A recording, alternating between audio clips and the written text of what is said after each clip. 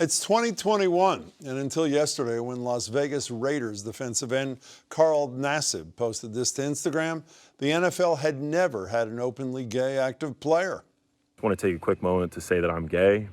I've been meaning to do this for a while now, but I finally feel comfortable enough to get it off my chest. Before him, just a handful of former NFL players came out after they retired from the league. In yesterday's post, Nassib, who also donated $100,000 to the Trevor Project, which helps prevent suicide among LGBTQ youth, said he'd agonized over this decision for 15 years. I'm a pretty private person. I just think that representation and visibility are so important. I actually hope that one day videos like this and the whole coming out process are just not necessary.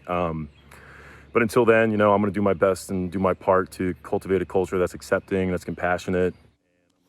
So just how big a deal is this? I'm joined by former Boston Herald sports columnist Steve Buckley, who came out publicly in the paper in 2011. He now writes for The Athletic. Howard Bryant is with Meadowlark Media, is also an NPR sports commentator and the author of Full Dissidence, Notes from an Uneven Playing Field. Good to see you both, gentlemen. Thank you. Steve, starting with you, as I said, you lived this experience about a decade ago, obviously in the Boston Herald. How big a deal is what Nassib did yesterday? What does it mean both in the NFL and beyond, as you touched on in your piece today?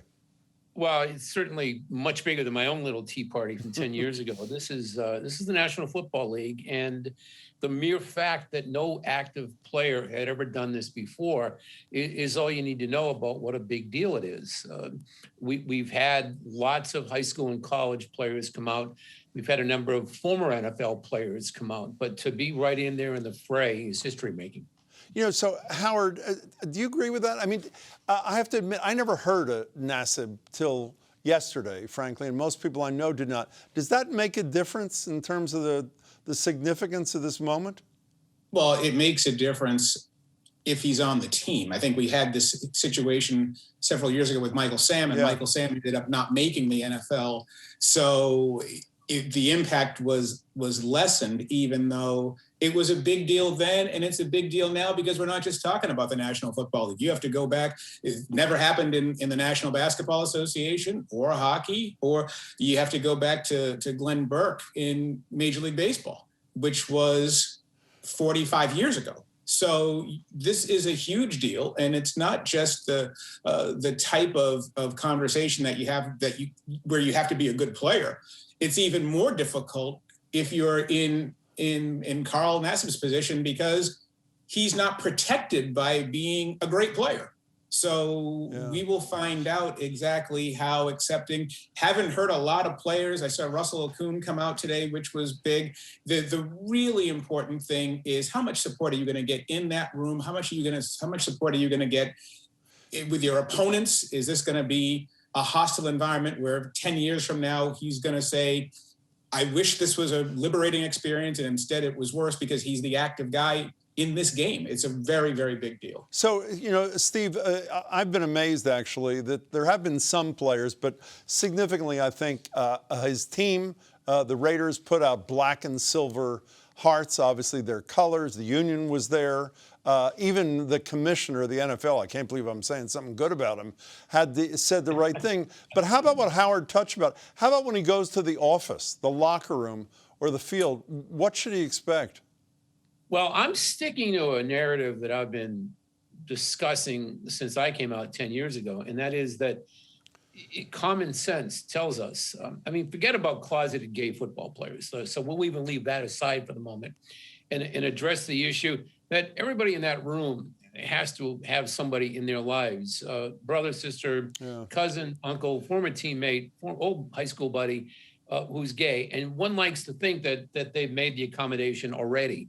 And I understand there's always a political element in professional sports that can rear its head, and maybe certain players are afraid to step over that line. But the optimist in me tells me that these teammates are going to be embracing. The realist in me says there'll be some people in there who aren't so happy about it. Steve, staying with you for a second, a decade ago when the #1 pick in the WNBA, Brittany Griner, I think was her name. The head of Outsports said, "Can you imagine if a man did the same thing? Everyone's head would have exploded." And while there was no explosion today, a lot of women have come out. And as Howard and you noted, this is the first guy. Why?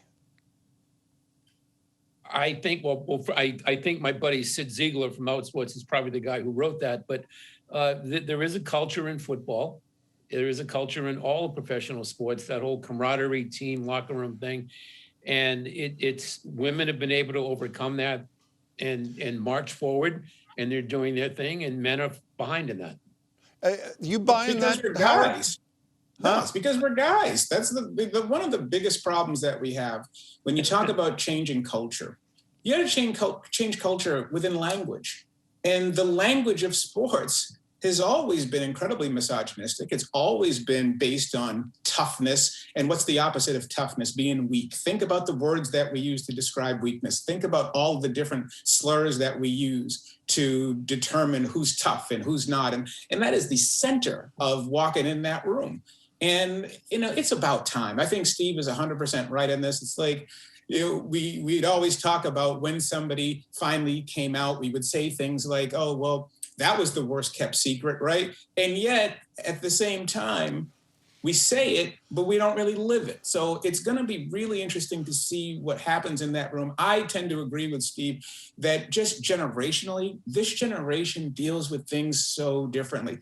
The older guard, the coaches, the reporters, some of that is going to be interesting to see how it plays out. But I think that his peers are much more in a place where Steve said. Howard, can I stay with you for a second, talk about another contrast? I'm embarrassed to say a caller on our radio show today brought up a topic that I really hadn't thought about, which was the disparate treatment between Nassib, who came out and was celebrated by and large, and a guy by the name of Colin Kaepernick, who was condemned and actually essentially had his job taken away.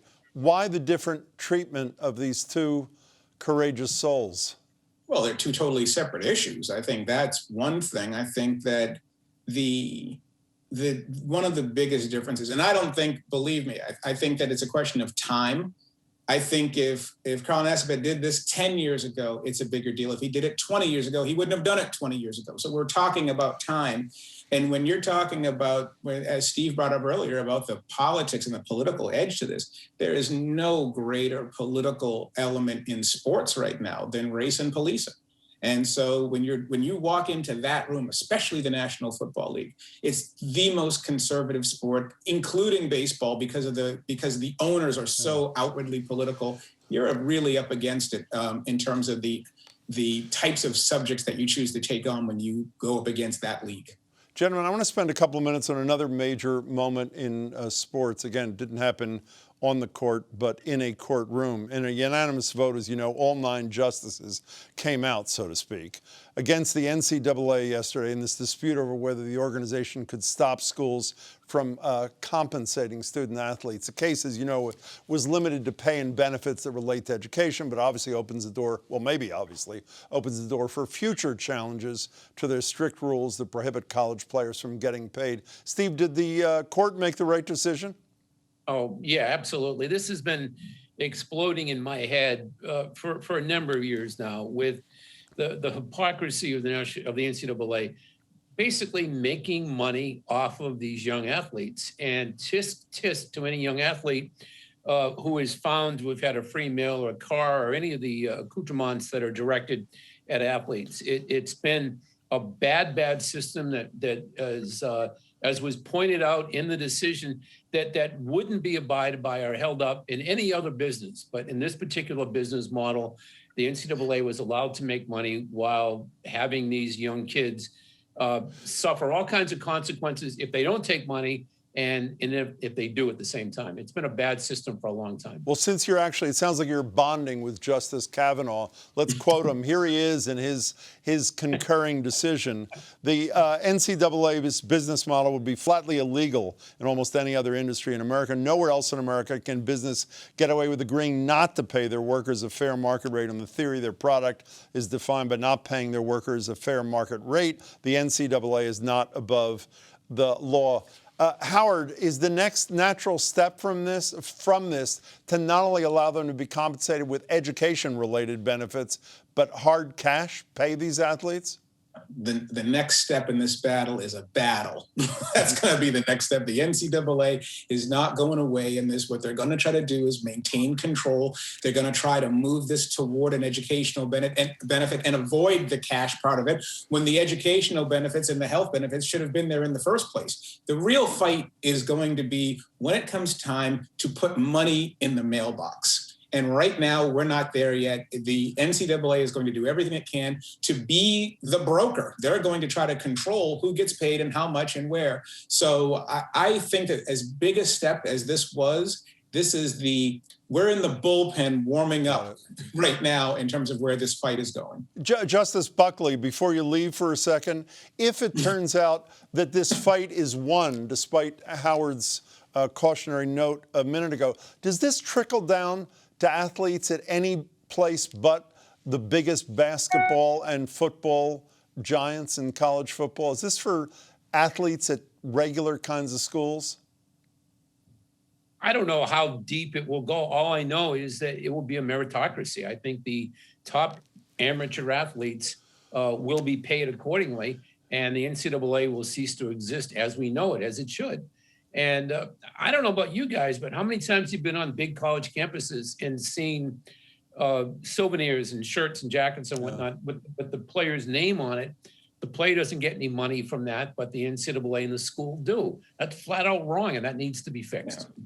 And the coaches. And also, let's not forget one last thing, Jim and Steve. Let's also not forget that the bottom line on all of this was still educating these players. Absolutely. And it's very, very clear that the bottom line that's replaced all of this is everybody has said that jig is up. So what's going to happen to the idea that they're still there to get an education? Because we know that they're not. Well, if people want to think about that, while you're thinking, Google Derek Jackson March Madness from the Boston Globe, and it'll tell you a little bit of a tale. Howard Bryant, Steve Buckley, great to see you both, gentlemen. Thanks for your time. Thank you.